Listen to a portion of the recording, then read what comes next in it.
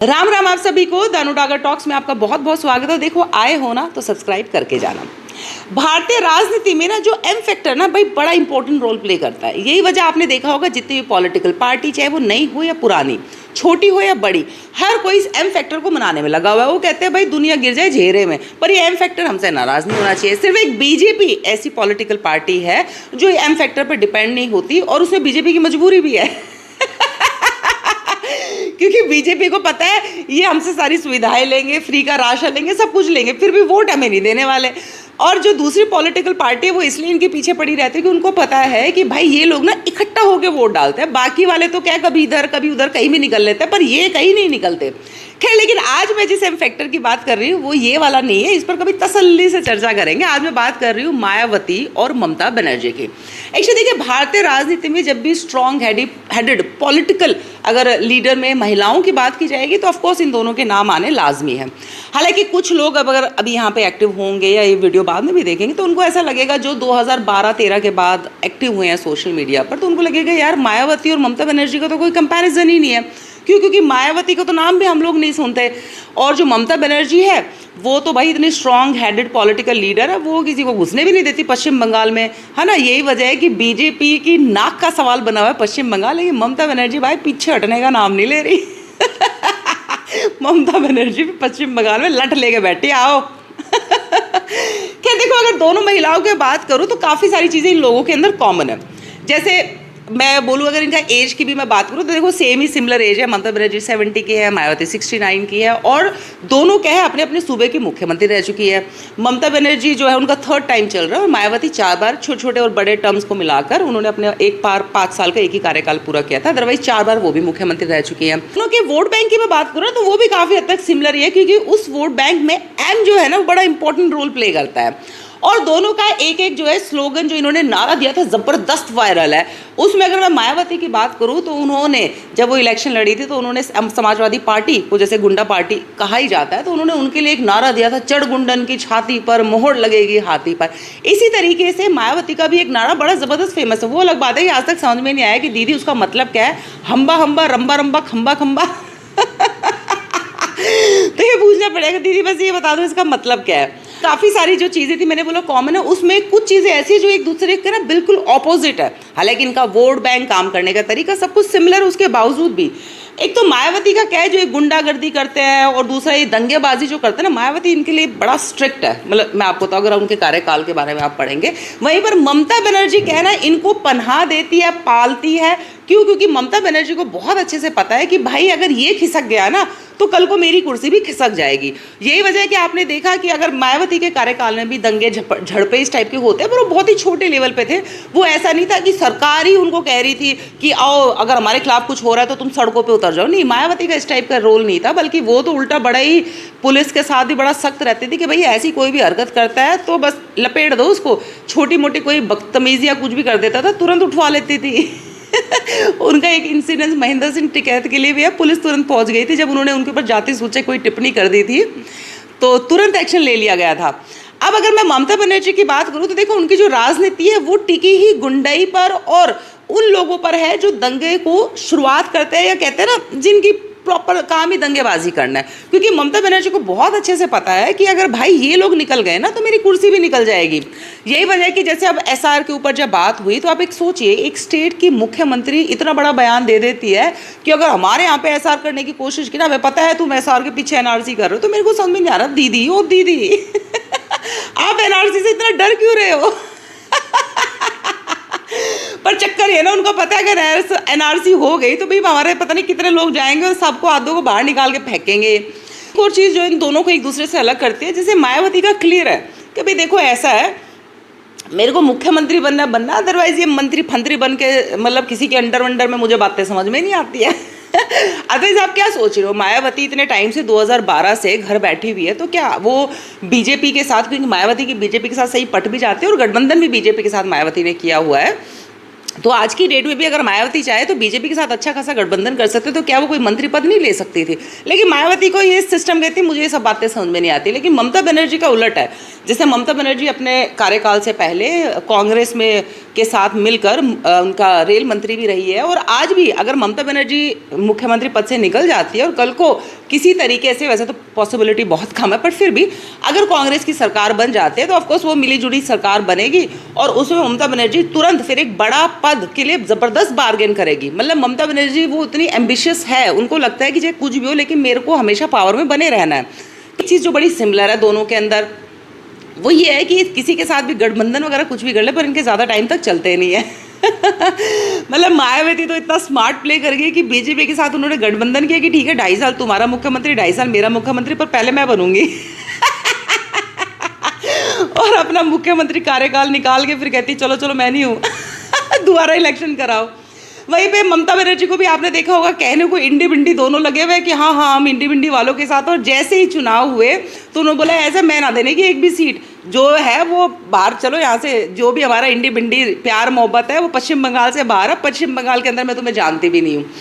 अब लास्ट में जाते जाते ना मैं ममता बनर्जी और मायावती का एक एक किस्सा शेयर आपके साथ करूँ, then rest is totally up to you कि आप उनको किस तरह से देखते हो या आपका अपना राजनीतिक नज़रिया क्या हो सकता है, ज़रूर मेंशन कीजिएगा।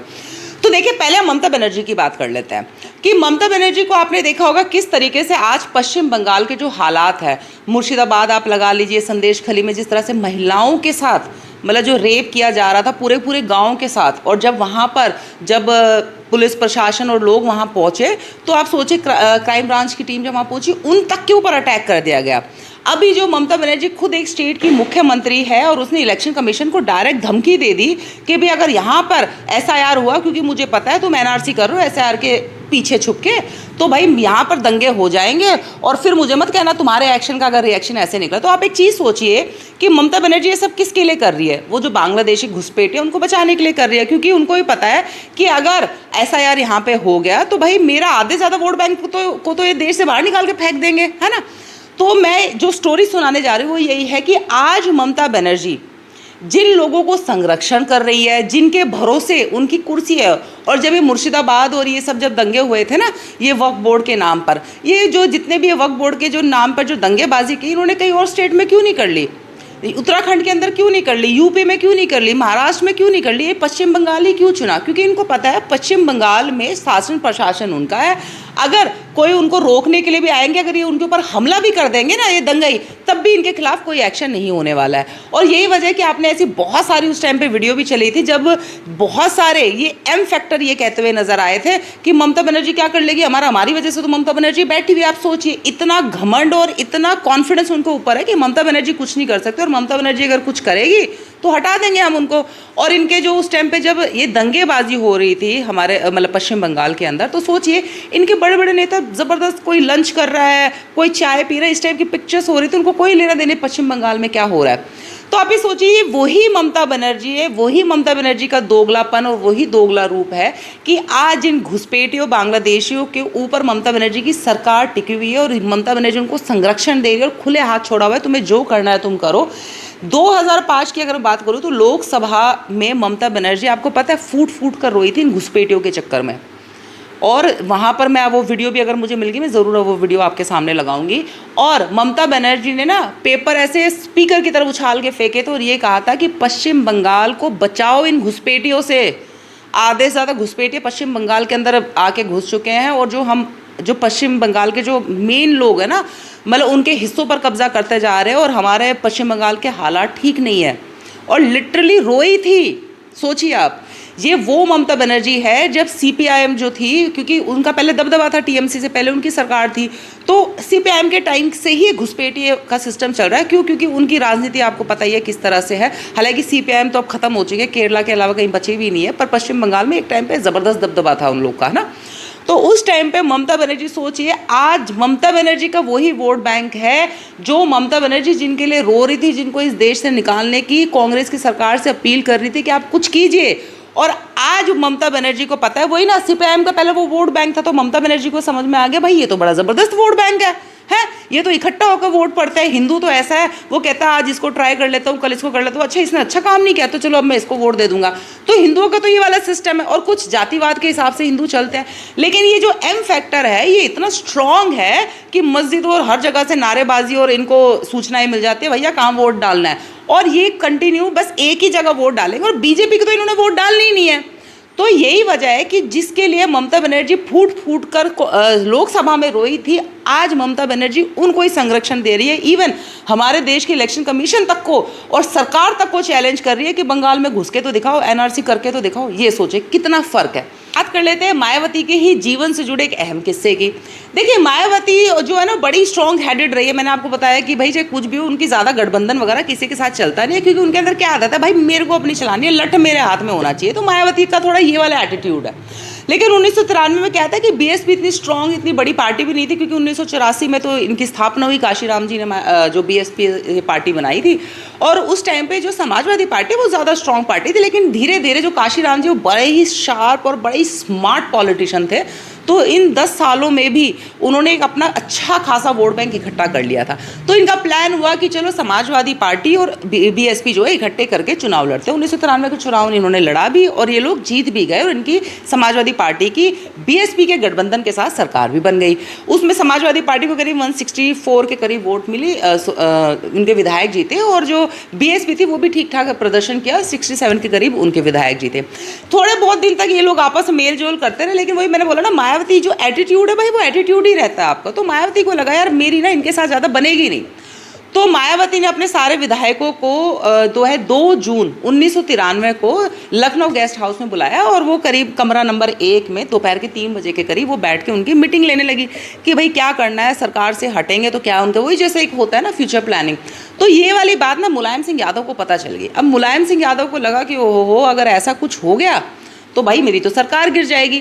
तो मुलायम सिंह यादव ने प्लान किया कि इनके जो जैसे होता है ना, आपने देखा होगा जब भी इलेक्शन होते हैं उसके बाद जो है सब अपने अपने विधायकों को लेकर रिजॉर्ट में चले जाते हैं कि कहीं हमारी पार्टी ना तोड़ ली जाए, विधायक ना तोड़ ले जाए। तो मुलायम सिंह यादव को भी ये लगा कि ऐसा भी इनके विधायकों को ज़रा हिसाब किताब करना पड़ेगा, इन विधायकों को उठाना पड़ेगा, अपनी साइड करना पड़ेगा, और मायावती को सबक सिखाना पड़ेगा। मतलब ज़्यादा ही एटीट्यूड में आ रखी है। तो उन्होंने क्या किया कि वो वहाँ पर पहुँच गए, और वहाँ पर तोड़ फोड़ मार पिटाई, मतलब जिस हद तक जो कहते हैं ना वहाँ पे उधमस तार सकते थे वो उन्होंने किया। बल्कि कहा जाता है मायावती जी के साथ भी छीना झपटी और ये सारी चीज़ें हुई। तो उस टाइम पर मैं कहूँगी मायावती की मदद करने वाले 2 लोग थे। अगर वो 2 लोग नहीं होते ना तो शायद मायावती ये कहते हैं कि मैं होती भी नहीं। क्योंकि उस टाइम पे क्या हुआ कि ऑफकोर्स प्रशासन उनका है, मुख्यमंत्री चाहे अभी तक वो सोच रही है कि उनको उनकी सरकार गिरानी, पर गिराई तो नहीं ना। तो मुख्यमंत्री तो मुलायम सिंह यादव ही थे ना। तो उन्होंने अपने गुंडे वहाँ भेजे, और ये बताया जाता है कि भाई वहाँ पे जो बीएसपी के जो कुछ विधायक थे जो दूसरी जगह थे, उनको 5-7 विधायकों तो वो उठा के मार पिटाई करके ले भी गए, और कहते हैं कि प्लेन पेपर पे उनसे साइन भी करा लिया था, और डर के मारे उन्होंने कर भी दिया था कि ये इस हद तक आ गए, कुछ भी कर सकता है। इवन मायावती जी के साथ ही बहुत ही जिसे कहते हैं ना, एक इतनी बड़ी लीडर, ऊपर से महिला लीडर के साथ जिस तरह से बदतमीजी हुई, जैसे जयललिता जी के साथ भी हुई थी, सेम उसी तरह का किया गया था उस गेस्ट हाउस में मायावती जी के साथ। तो किसी तरीके से मायावती जी, उनके साथ 1-2 और लोग थे, उन्होंने मदद कर कुरा के दरवाज़ा बंद किया, सोफ़ा वोफ़ा लगाया, तो और जैसे फ़ोन फान इधर उधर घुमाए। तो क्या हुआ, वहाँ पर 2 लोग थे। एक तो बीजेपी के ही विधायक थे ब्रह्मदत्त द्विवेदी। उनको बताता है कि कुछ लाठीबाजी करनी आती, तो कहते हैं वो अकेले भिड़ गए थे उस भीड़ से मायावती को बचाने के लिए। जबकि बीजेपी की सरकार गिराने के लिए बीएसपी ने जो है वो समाजवादी पार्टी के साथ किया। पर वो कहते हैं ना, कुछ लोग ऐसे होते हैं जिनको लगता है पॉलिटिकल जो दुश्मनी है वो अपनी जगह पे है, लेकिन ये एक मानवता है। तो बीजेपी के जो उस टाइम पे विधायक थे ब्रह्मदत्त द्विवेदी जी, वो उन गुंडों से लड़ गए, और ऐसी तरीके से वहाँ पर जो 2 पुलिस ऑफिसर भी थे, तो वो सरकार से ऊपर से आदेश आता रहा, लेकिन वो लोग भी डटे रहे। उनको भी समझ में आ गया था कि भाई अगर हम यहाँ से हट गए ना, और वो गिनती के 4-5 लोग ही थे, तो अगर हम यहाँ से हट गए तो आप ये सोच लीजिए मतलब बचेंगी नहीं मायावती। मतलब उस लेवल का माहौल वहाँ पे क्रिएट कर दिया गया था। यही वजह है कि मायावती का जब बाद में जब उनको सेफ पैसेज वहाँ से दिया गया, उनको निकाला गया, तो सबसे इम्पॉर्टेंट तो उन्होंने जो ब्रह्मदत्त द्विवेदी जी ना, उनके साथ उन्होंने एक भाई बहन वाला संबंध उनका भी बन गया, और ज़िंदगी भर ब्रह्मदत्त द्विवेदी के सामने, हालांकि बीजेपी के सामने वो हमेशा लड़ती रही, अपने कैंडिडेट खड़ी करती रही, लेकिन ब्रह्मदत्त द्विवेदी के सामने उन्होंने कभी अपना कैंडिडेट नहीं खड़ा करा। ये भी बताया जाता है कि मायावती पहले जैसे साड़ी भी पहनती थी, उनके बाल बड़े लंबे भी होते थे, लेकिन जब वो इंसिडेंस हुआ ना, जब उन्होंने वो सब चीज़ें देखी कि भी राजनीति में ये भी हो सकता है, तब कहते हैं कि उन्होंने साड़ी पहना और अपने बाल छोटे कर लेते। मतलब उनको भी लगा होगा भयंकर, नेक्स्ट टाइम अगर ऐसा कुछ लेवल हुआ तो मेरा कोई पंगा नहीं होना चाहिए, उठाऊंगी लट, अब बड्डा बड़ मारूंगी। और भाई इतनी दबंगबंदी है वो, मतलब बहुत स्ट्रांग है। तो मैं कहना चाहती हूँ जो लोग उनको नहीं जानते तो उनके बारे में पढ़ो। तो भाई ऐसा नहीं है, मायावती जो है वो अपने डिसीजन अपने हिसाब से और अपने ऊपर लेती है। ममता बनर्जी की तरह नहीं है कि भाई अच्छा ये लोग बैठे हुए अगर मेरी बात नहीं मानेंगे चलो मैं इनको उतार दूंगी मैदान में दंगाई करने। कुछ लोग अब ऐसे होंगे कहेंगे अरे मायावती का तो कोई एग्जिस्टेंस ही नहीं बचा यूपी के अंदर, इस बार एक सीट भी नहीं निकाल पाई वो लोग। तो मैं उनको कहना चाहती हूँ भाई देखो ये गलत फहमी तुम लोग निकाल दो। अगर बीएसपी का जो भी डाउनफॉल हुआ ना उसकी जिम्मेदार भी मायावती खुद है, क्योंकि जिस तरह से वो इतना बैकफुट पे चली गई थी ना। आज अब आप सोचिए अभी पुण्यतिथि थी काशीराम जी की, तो उसमें जब वो आए भीड़ आपने देखी कितनी थी। तो ऐसा नहीं है, मायावती आज भी जहाँ खुद जाके खड़ी हो जाएगी ना तो भाई वो दम वो रखती है। और कहीं ना कहीं 2027 का इशारा उन्होंने इस भीड़ के द्वारा और अपने भाषण में देने की कोशिश की। जो ये आपकी बीएसपी है ये ठीक ठाक सीटें भी निकाल ले अगर अभी से ये सही तैयारी में लगे। हालांकि बहन जी उस पूरे मूड में अब लग रही है, बहन जी को भी लग गया बहुत दिन हो गए घर बैठे बैठे, अब जरा आना ही पड़ेगा कुर्सी पे। और मैं इतना भी आपको बता दूं, अगर बहन जी 50-60 सीटें निकाल गई तो फिर आप सोच लो बहन जी मुख्यमंत्री है। चाहे फिर समाजवादी कितनी सीट ले ले और बीजेपी कितनी सीट ले ले। ये बात मैं आज आपको कह के जा रही हूँ कि अगर बहन जी ने 60-70 सीटें निकाल दी, 50-60 सीटें निकाल दी, फिर बहन जी को मुख्यमंत्री बनने से कोई नहीं रोक सकता, ये आप समझ लेना। तो देखिए यही कहूँगी कि मैंने मायावती और ममता बनर्जी की जो आज बात की ना वो इसलिए नहीं की कि मैं बड़ी इनसे इंस्पायर हूँ या मैं पॉलिटिकली इसको पसंद करती हूँ इसको नहीं करती, नहीं। देखो आप लोग भी इनको पसंद करते हो या इनकी पार्टी जो है या इनकी आइडियोलॉजी हो सकता है कोई मैच करता हो कोई ना करता हो, बट मेरा मेन मकसद आज इन दोनों के बारे में बात करने का ये था कि दोनों की पर्सनैलिटी अलग है, आप पसंद करते हो या नहीं करते हो। उसके बावजूद भी जो भारतीय पॉलिटिक्स में ना बहुत कम देखते हो कि भाई जो महिलाएं हैं इतनी दबंगई से आगे आती है, ठीक है ना, और अपनी शर्तों पे चलती हैं। वो गलत है सही है भाई, वो सेकेंडरी है, उसमें बहुत कम है। जैसे अब इंदिरा गांधी है भाई, वो देश के प्रधानमंत्री थे और दबंग उनके थे, उन्होंने गलत और सही दोनों डिसीजन लिए, बट वो खुद लिए उन्होंने ना। इसी तरीके से जयललिता एक बहुत बड़ा जो महिला पॉलिटिकल राजनीति जब हम बात करेंगे तो जयललिता जी का भी नाम आएगा। तो मैं उस परिप्रेक्ष्य में इन लोगों के बारे में बात कर रही हूँ कि मैं राबड़ी देवी का नाम मैं कभी नहीं लूँगी, जबकि वो भी एक प्रदेश की मुख्यमंत्री रही। क्यों? क्योंकि उनका अपना कुछ था ही नहीं ना भाई। उनको पति को जेल में जाना था लालू प्रसाद यादव को, इसलिए उनको कुर्सी पर बैठा दिया। फिर दूसरा क्या है, अगर चलो किस कुर्सी ने आपको कुर्सी दे भी दी, किसी भी तरीके से दी, तो उसके बाद आप क्या कर रहे हो, आपका अपना क्या डिसीजन है? वो कुछ भी नहीं था, पीछे से पर्ची बन के आती थी जेल से, क्या करना है क्या नहीं करना, इसको हटाना है इसको लगाना है, ये कर दे हाँ कर दे साइन कर दे ये कर दे। तो समझ लो, तो राबड़ी देवी को आप कभी भी पॉलिटिकल स्ट्रॉन्ग सीएम या पॉलिटिकल नेता के रूप में नहीं देख सकते, क्योंकि उनको इंस्ट्रक्शन दिए जाते थे। पर हाँ, जब कभी भी आप, अगर मैं जीवित हैं इस वजह से मैं इनके बारे में बात करूँ, अदरवाइज जब कभी भी 3-4 जो मैंने नाम लिए, चाहे जयललिता हो, इंदिरा गांधी हो, और खासकर जो मैं ये बात कर रही हूँ मायावती और ममता बनर्जी, ठीक है, एक सहयोग एक संगठन लगता है आपको इस यहाँ तक पहुँचाने में, लेकिन उसके बावजूद भी देखो कांग्रेस के साथ ममता बनर्जी का हमेशा गठबंधन रहता है, और जो बीएसपी है वो बीजेपी के साथ कर लेते हैं, कंफर्टेबल रहती है, ठीक है ना। तो लेकिन उसके बावजूद भी ये दोनों वो महिलाएं हैं, चाहे वो कांग्रेस और बीजेपी नेशनल लेवल की पार्टी हो, उसके बावजूद भी मतलब ये अपने हिसाब से गठबंधन करती हैं। ऐसा नहीं है कि भाई हम सिर्फ प्रदेश तक सीमित हो और आप नेशनल पार्टी हो, कहती है नेशनल पार्टी होंगे अपने घर की होकर बैठी रहो, हमारे साथ जुड़ना तो ये शर्तें आपको हमारी माननी पड़ेगी। तो उस पॉइंट से मैं इन लोगों को अप्रिशिएट कर रही हूँ कि आप इनको पसंद करो या ना करो, लेकिन ये आपको ज़रूर अप्रिशिएट करना पड़ेगा कि भाई दबंगई तो है। अगर आप सही तरीके से चलो और इतने लेवल पे अगर आज आप पहुंच गए हो, तो देखो एक एप्रिसिएशन तो यार बनता है, आप पसंद करो या ना करो। जय श्री राम।